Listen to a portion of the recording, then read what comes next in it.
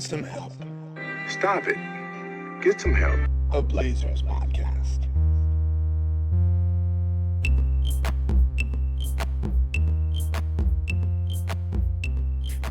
Welcome back to Get This Man Some Help. Your weekly, ? Yes. Bi-weekly? Parentheses, ? Monthly dose of Blazers. Sean, what is the opposite of keep your third eye open?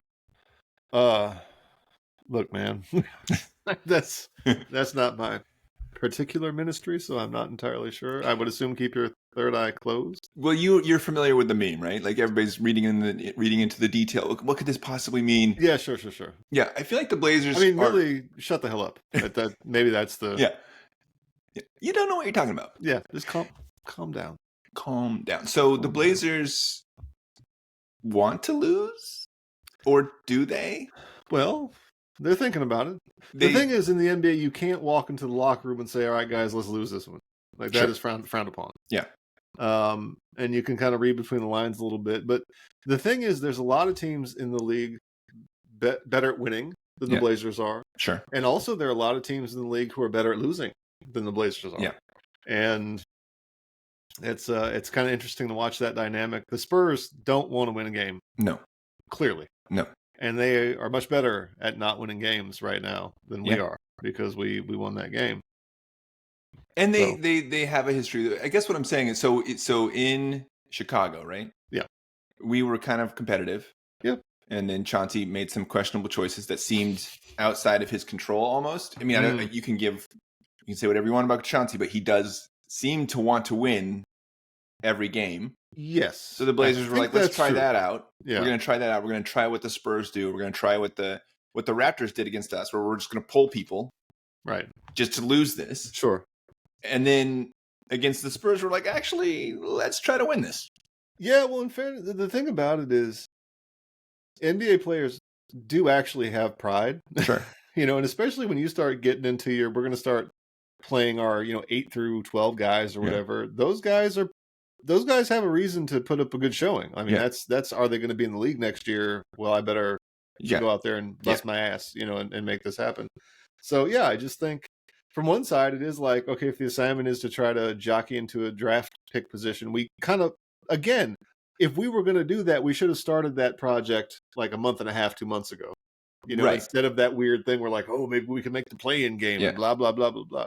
So, yeah, I mean, I just feel like, at this point, I don't think there's any reading between the lines. I think that they're putting players on the court, and the players they're putting on the court are going to try to win a game. Okay, but let me just it's like the kid who hasn't studied all year long, and then he crams for the test right before the test, but then he accidentally crams for the wrong test. Sure. Because we made a run at the play-in, okay, whatever, but you lose to the Bulls, sure. Yeah. If you do want to increase your playoff odds this late in the game, the Spurs are the team to do it against, because the Spurs are right below us in the standings. So if you lose to them, you might be able to lose, but instead we played Toumani Camara, who is an absolute psychopath in the best sense, where he does not want to lose. No. Chris Murray comes alive. Yeah. Yeah. And that's all of a sudden, here we are. We're going to have the ninth best odds. Yeah, we're missing out on both ends. We're not going to make the play-in game, and we're probably not going to get any, unless the sort of math gods smile upon us. We're kind of stuck in whatever that last rung of lottery picks is, and that's bad planning. It all comes down to bad planning. And like I said, I will never fault a player for wanting to win. Yeah. You know what I mean? That's why you take the decisions out of the players' hands. That's why I'm not faulting the players. I'm just wondering. Shut down like your 4 best guys. Yeah. You know what I mean? Like you absolutely you say, Toumani, look, sorry, brother, but listen, we just can't. You come with a bat and you say, Toumani, do you want to fake the injury? Yeah, exactly. And Toumani takes the bat from you and says, I have your honor. Back and then he hits this. Or am I going to hurt your back? Yeah, that's what you got to do. Well, I guess what I'm really curious about is what is happening behind this. Like, what is Joe telling Chauncey? Like, Chauncey, I'll give you Toumani, sure, but can you please come on. I mean, it would be interesting to know what that conversation is like. I mean, they shut down Deni, who is, I mean, as we kind of talked about last week, celebrations aside, is playing all-star basketball. Like, he is playing all-star caliber basketball. He is easily the best player on the team. Well, incredible. Yeah, I mean, he definitely is for sure. Yeah, so I mean, you shut him down. It'll be interesting to see if like he's done for the season and they'll bring him back. But yeah, like I said, I think they found themselves in a position where it's like, okay, we're not making the play-in after all. Like the teams in terms of like getting the draft pick, like the worst teams are so far. Like we're not catching anybody. No, on either end of the spectrum. No. So yeah, it'd be interesting to know like hey Chauncey, like we want to like maybe the argument is if there are any players who are even remotely banged up, let's just or hey, now's the time to get like the Bantons and the Wreaths of the world, get them some play. You know what I mean? I know that like maybe Matisse Thybulle's going to keep playing, try to get him back in the game. Yeah. It's I don't know what like I said, whatever they're talking about now, they should have been talking about 2 months ago. Sure. And I understand this is all playing at the margins and it probably won't even matter. No. But we saw just last year, the Hawks jumped up a tremendous amount. They didn't have anywhere near the best odds and they got the number 1 pick. So I guess I'm just wondering, like, you even had plausible deniability. Tamani missed the game before, right? So it's like, you could just say, hey, buddy, like, let's take it easy. Yeah. And then Spurs, to their credit, unlike certain other teams, Castle was playing very hard. Chris Paul never wants to lose. I mean, Chris Paul's a guy who I wouldn't want to drive with because he'd be telling me how to drive the whole time about how to get, shave 30 seconds off the commute. There was a tweet 10 or so years ago. Yeah. They called Chris Paul the honky tonk man of the NBA. And for any like old school wrestling fans, it makes so much sense. So much sense. He is a wrestling heel with a basketball in his hand. That would have been a great addition to that Jimmy Butler music video where he's all in the Western duds. Yes. Chris Paul sort of has the posture of a guy who's been riding a horse for a while. 100%. Yeah. Like the knees are a little. Yeah, it does. It actually does look like he's spent his life riding a horse. And just to be clear about the Deni Avdija. No, Deni Kamara. If you combine the two. For Dr. Mindbender, we were splicing DNA genes. The ultimate basketball weapon. We love Deni. And a part of the way we show our love is the specificity of our attention. So we start to notice the celebrations. We start to notice the off the court stuff. We love Deni. So Joe Cronin was extended. Okay. Now this means that we are going to be with Joe Cronin for the foreseeable future. Yeah. We are going to. What that means is we are going to be around with the most patient / stubborn man in the NBA, who will not make a trade unless it's beneficial, who will wait on the call for Comcast support for untold hours. How are you feeling about this? I think it's weird, right? Because he's effectively been extended for largely not making trades. Right. Which is, I think, kind of weird in the NBA. But I would say this. I think so far they've got a pretty good track record of drafting, right? Especially like the later rounds, and sort of targeting guys that they can bring in as sort of an afterthought, like Toumani Camara, right? I mean that to me, and they had Toumani Camara pegged on their board, like the year he was drafted. You know what I mean? They knew that they wanted him at some point, and so I was kind of looking at it, and like if you look at his body of work, getting rid of Dame, and you can argue that maybe the what they could have gotten back for Dame could have been maybe a little bit better, in the short term, but in the long term, I feel like it's all kind of panning out. You know what I mean? It depends on, I think, what happens with like DeAndre Ayton, because he was kind of the big piece that we ended up getting back. But also, like, that Deni trade went completely under the radar. And I would argue, if you look at all the trades that have happened in the NBA, maybe outside of like the Luka Doncic trade, which, I mean, obviously, I mean, what are you going to do? But I mean, if you look at all the trades that have happened in the NBA for the past year or two, has there been a more impactful trade? Right. Well, I mean, so like when I was a kid, I decided I was going to trade stocks, right? So in a small town, your option to trade stocks was to go to the nearest branch of Edward Jones and sit down, with a man who comes to work every day and sits behind his desk waiting for somebody to come in. Not a lot of action in a small town. And you come in there and you sit down, you say, I want to buy stocks. What do you want to buy? I want to buy Disney. I want to buy Marvel. I want to buy these stocks. And the guy tells us, hey, what you should do is buy a mutual fund. And then what you should do is nothing. And I feel like Joe Cronin is the guy from Edward Jones, where he's like, listen, 100%. I might not win, right, but I'll never lose. Right. And I feel like he plays it safe. And we've talked about this before. Toumani Camara might be, out of all those players, the bigger names at the time, he might be the steal of that trade.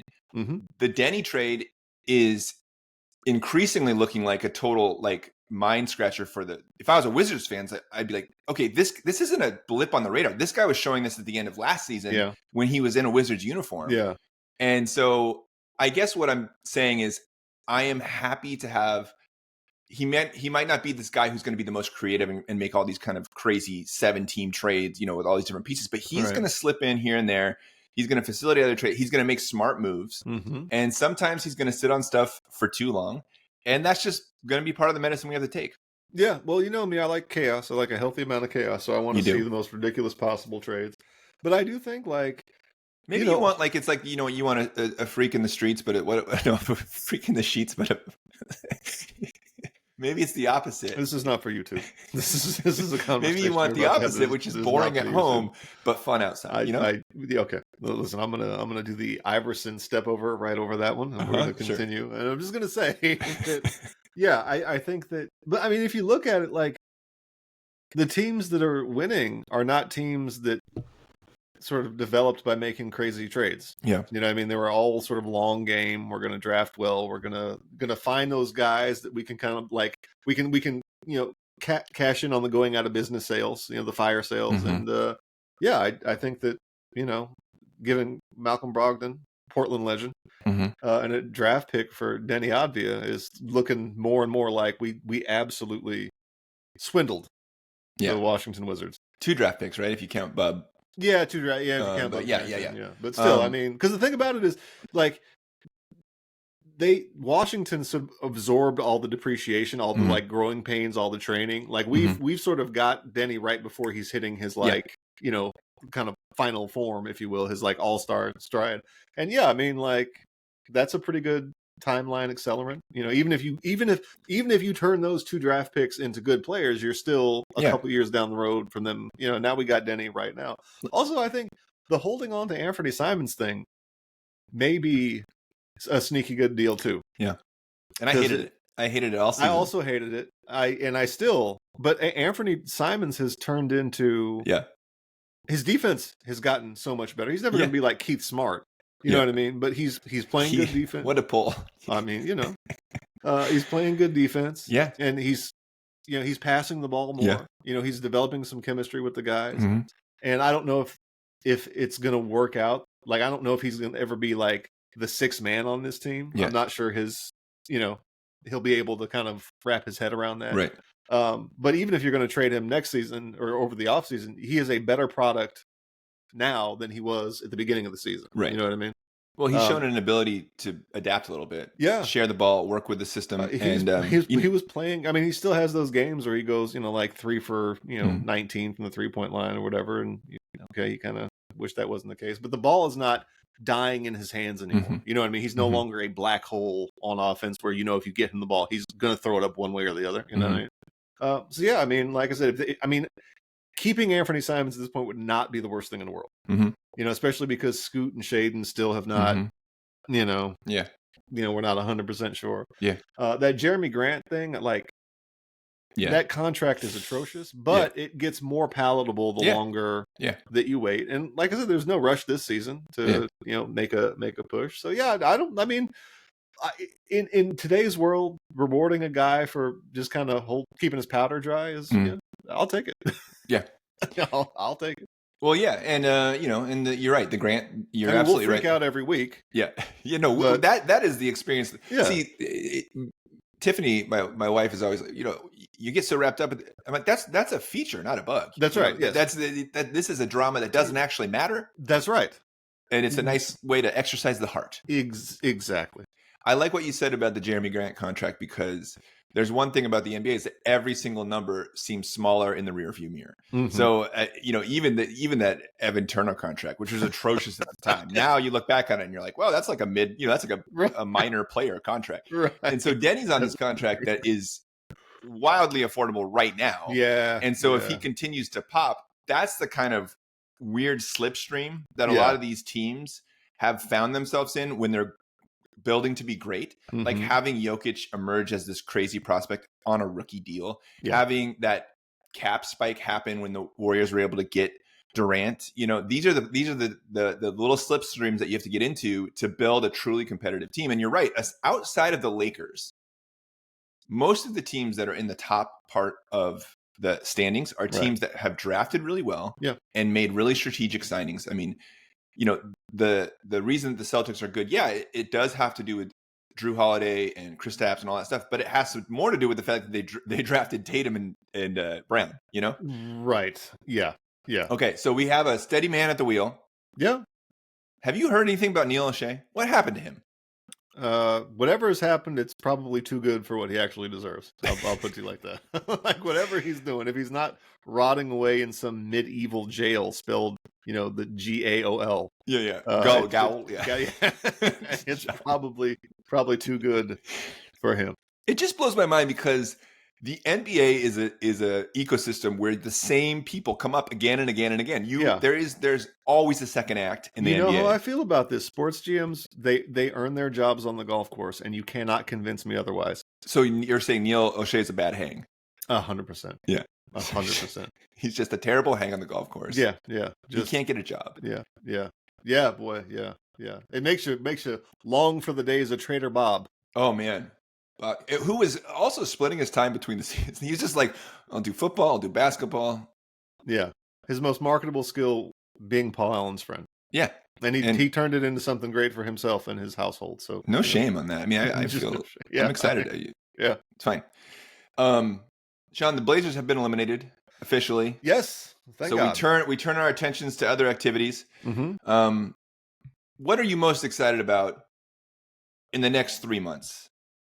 You know, what is the thing that you're going to be looking for, or like, I guess basketball related, or trail, but not your life, not like a vacation you're looking forward to. This could, was it time to do like this is a wonderful, it's okay. What are you looking forward to in your personal life? Yeah, well, really, now that I guess this thing is on the YouTubes, I need to up my hat game and my coffee cup game. I'm feeling very inadequate about that.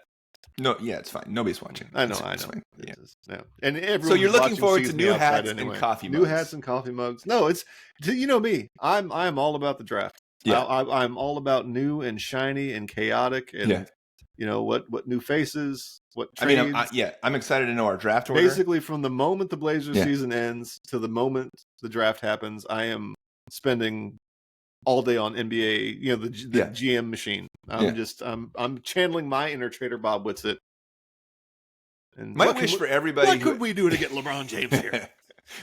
my wish for everybody who ever hears us is that they get on a text with Sean, because he will go to the most squishy, seediest, backwards areas of the internet to find the least reliable, like just rumors, just the hints. He'll text me the worst stuff. I'm hearing great stuff about Skylar something, and I'm like, I don't know who that is, but great. The 5 words: Victor Wembanyama. Yeah.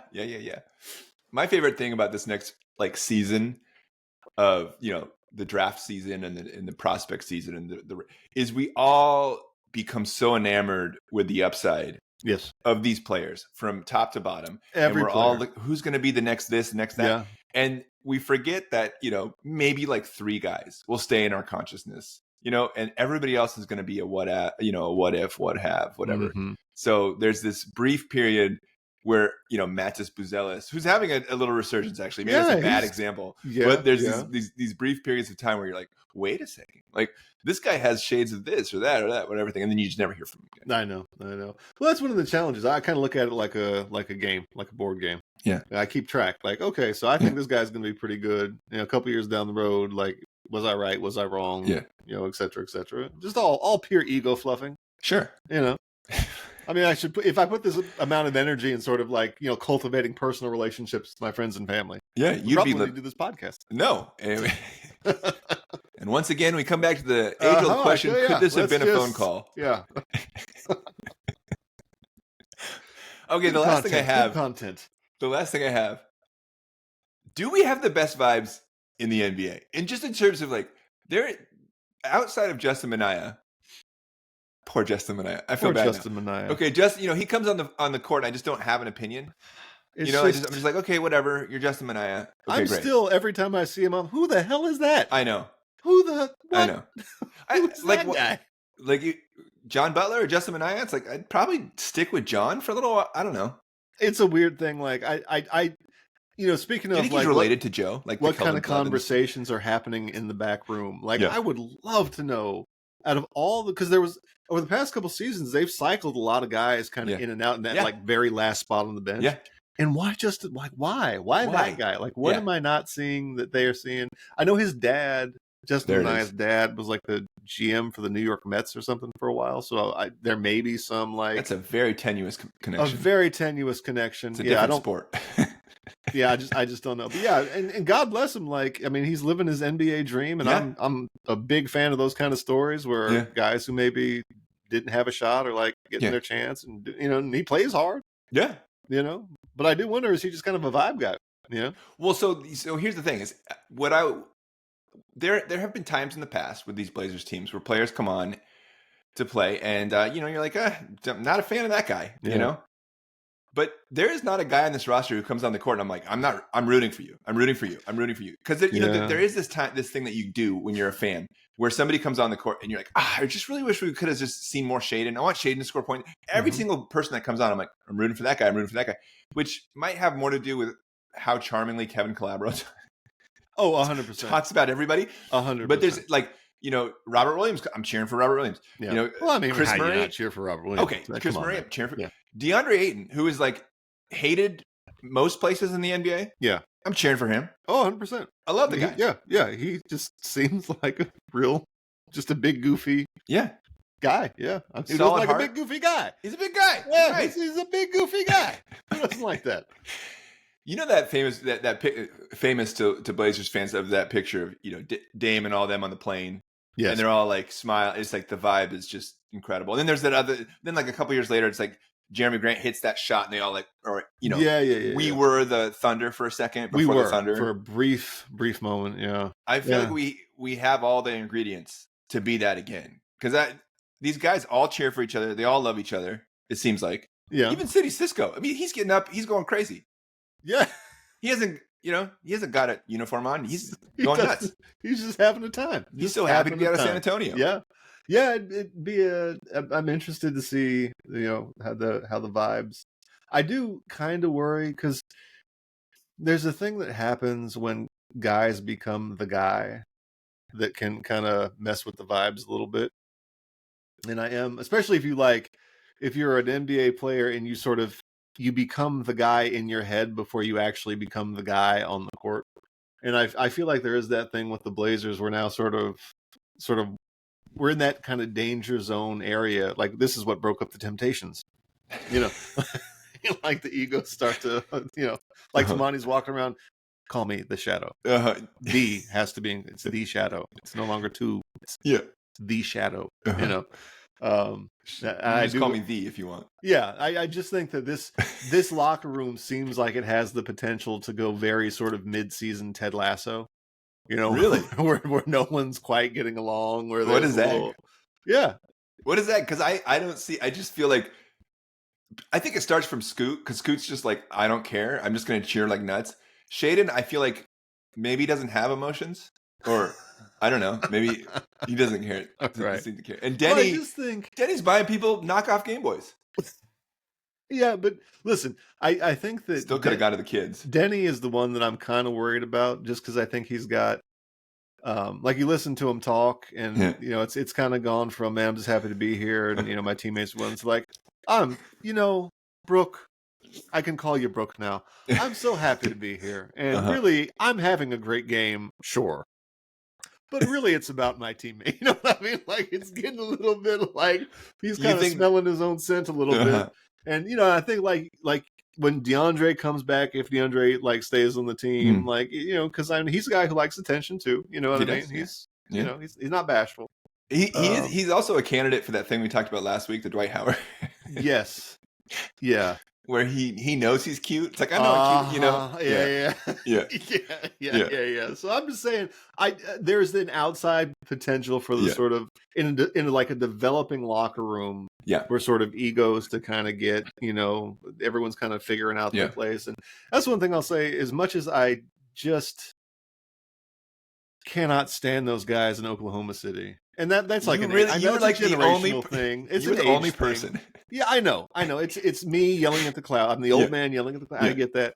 But I do think like it's unquestionably it's Shea's team, and the other guys are like he's Gladys Knight. They are the Pips. That's my second old school R&B reference. I love it if you're keeping track. Yeah. But yeah, Portland. I think there still has to be that like who's going to end up being like who's going to be the man and who's going to be the help. Let me sit you on the couch for a second because I'm gonna lay close the door. This is therapy. Mm-hmm. Do you hate the Thunder so much because you wish we had the Thunder? No. Basically, no. You wish we had that team? No, I hate the Thunder because they, to me, symbolize the worst kind of young people. Okay, yeah, got it. Again, this is very much old man yelling at clouds. Mm-hmm. I acknowledge that. I accept that. I'm a grumpy old man in this context because they just all are so. They're just so. To me, I look at them and think, man, if I were like sitting behind them at a restaurant. Yeah, I might have to leave the restaurant because they're just they're making paper airplanes out of their placemats. Shut the hell up. They're like, could you do root beer like over the fries? 100%. 100%. Yeah, they're just it's like like being in the IHOP and the booth behind you are the stoner kids. You know what I mean? Like everything. I mean, they're talking about flat Earth and they're talking about what I mean. They're just they're. And like I said, that has its own sort of like charm, Yeah. But I'm not. I love it for you. No. I just like to poke it every once in a while because this Chauncey Billups. There's a few things that can get you going. All right. All right. Well, join us next week? Question mark? We don't know. Question mark? We'll see. Thanks to Puma Distortion for the music. They're great. If you're listening on the YouTubes, you can subscribe to our podcast on the other things. Look at Sean's dying. I don't understand a single word you just said. Killing him. I don't understand. Killing him. Send me a fax. All right. If you like this, send me a fax. See you later. Get this man some help. Stop it. Get some help. A Blazers podcast.